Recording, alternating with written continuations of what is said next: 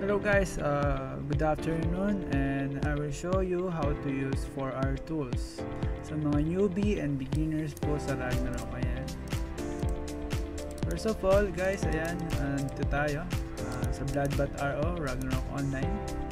Then first thing to do is to check your client. Ayan. Then click nyo yung client.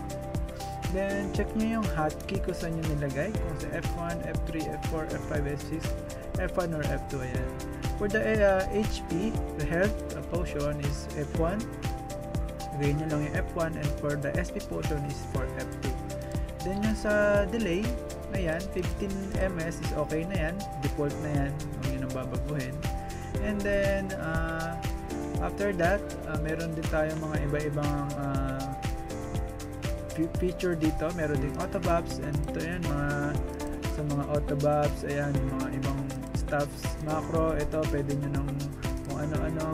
Sa susunod, tatalakayin natin yan. So first of all, dito muna tayo sa autopots. Paano nga ba mag-autopots? Okay, after ng ayusin nyo na, kinonfig nyo na kung ilang percent, kuwari 95% mag-autopots na siya, 95, ayan po, dalawang 95. Then maririnig nyo yung tunog na yon. Then makikita nyo naka-on na yon, ibig sabihin nag-work na siya. Ayan, pwede na natin subukan pumatay. Ayan, nag-automatic na siya. Ayan, pag nabawasan ako, ayan, nag-autopots na siya. Ayan, nakikita nyo yan guys. Pag tinatamaan niya ako, nag-autopots na ako, kasi hindi na siya tumatama. Ayan,